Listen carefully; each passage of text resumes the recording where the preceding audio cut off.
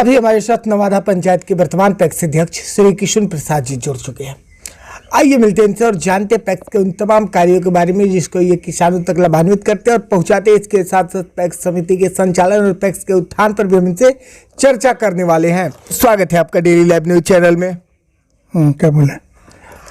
सबसे बड़ी बात यहाँ पर आ रही है कि पैक्स एक समिति है, तो इस समिति का संचालन आप लोग कैसे करते हैं?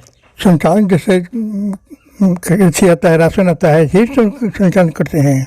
खाद की तो अभी नहीं है, हमारे पास लाइसेंस था लेकिन मैंने वो कैसी हो गया, कैंसिल हो गया है जी। लेकिन ऐसा देखा जाता है कि पैक्स समिति के अंतर्गत धान और गेहूं की अधिप्राप्ति भी की जाती है, तो वो किस प्रक्रिया से आप लोग लेते हैं? जैसे कि वो किसान का धान लिए और उसके खाता पर हम लोग पैसा भेज देते हैं। बिल्कुल जी। लेकिन पंचायत स्तर पर देखा जाता है कि कुछ बड़े किसान होते हैं, कुछ छोटे किसान होते हैं, जिसमें रैयत और गैर रैयत आते हैं। तो उसकी आप लोग पुष्टि कैसे करते हैं? कैसे आप लोगों को मालूम हो पाता है कि किसान जो है रैयत है और गैर रैयत है? वो कागज देते हैं, रसीद देते हैं जी, तो पता लगता है कि मैं गैर रैयत वाले तो नहीं देते हैं, और रैयत वाला किसान अपना रसीद कागज देते हैं, उससे धान उनका प्राप्ति करके भेज देते हैं, उनके खाता उन पर पैसा भेज देते हैं। बिल्कुल। तो जो कागजात देते हैं उनसे आपको मालूम हो जाता है कि किसान रैयत है। तो फिर गैर रैयत वाले का जो आप धान लेते हैं वो किस प्रक्रिया से लेते हैं? उनके लिए कौन कौन से कागजात की जरूरत होती है? कोई कागजात की जरूरत नहीं है। एक होता है, मैंने कागज जो मैंने प्रोत्साहन करके देते हैं और कहते हैं, लिखा जाता है कि गए रहे तो मैंने के पास बटैया खेत करते हैं जी। और उतना धान सरकार के नियम है, धान देते हैं, देते हैं, उनका पैसा भी खाता में चला जाता है। बिल्कुल, यानी कि दोनों पहलू से किसानों का लाभ दिया जाता है, चाहे वो रैयत हो या फिर गए रहे तो। लेकिन सर ऐसा देखा जाता है कि पैक्स समिति के अंतर्गत जो है tractor, trolley, rotavator, cultivator, harvester, कृषि यंत्र, कृषि उपकरण हरित क्रांति के अंतर्गत दिए जाते हैं। तो वो क्यों दिया जाता है सर? गृहस्थ मैंने दिया जाता है इसलिए कि जब खेती करने के लिए ट्रैक्टर देते हैं, लेकिन ट्रैक्टर हमारे पास नहीं है, हम नहीं लिए हैं। अभी दिए भी नहीं है लोग, हम बोले थे लेकिन वो लोग नहीं दिए हैं। अब वहीं मैंने निरंतर कोई हमारे पास नहीं है। अच्छा, जो पैक्स समिति को tractor, trolley, rotavator, cultivator, harvester, कृषि यंत्र और कृषि उपकरण दिया जाता है, क्या उससे किसान लाभान्वित होते हैं?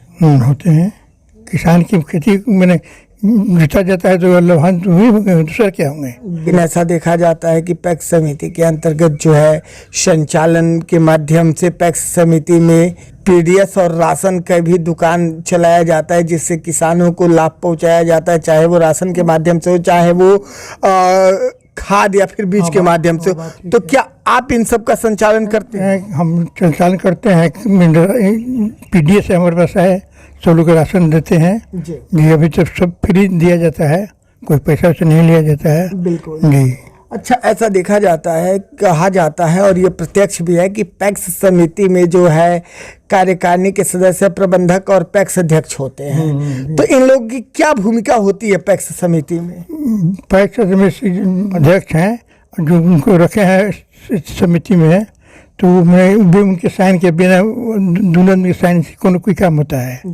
और गृहस्थ तो अपना धान देते हैं, अपना पैसा लेते हैं, दूसरा क्या करते हैं? बिल्कुल। आज देखा जा रहा है कि केंद्र सरकार और राज्य सरकार पैक्स के उत्थान पर प्रयास कर रही है। क्या आपको लगता है कि बिहार में पैक्स का उत्थान हो पाएगा और कहीं ना कहीं पैक्स में बिहार जो अपना एक अलग पहचान बना पाएगा?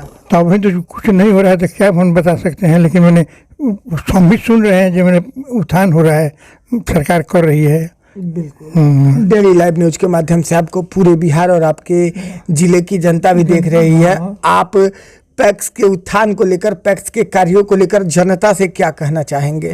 जनता से क्या कहेंगे? राशन देते हैं और धान किनते हैं, उनका उससे कर, दूसरा क्या किसान से हम लोग मतलब है। हमारे से उन लोग सुविधा मिलता है, तो इसलिए हमको चाहते हैं, हम वोट देते हैं और हम जीतते आ रहे हैं 3 वर्ष से। बिल्कुल। चलिए जी, चैनल से जुड़ने के लिए और अपना कीमती समय देने के लिए बहुत बहुत धन्यवाद आपका। हाँ, ठीक है।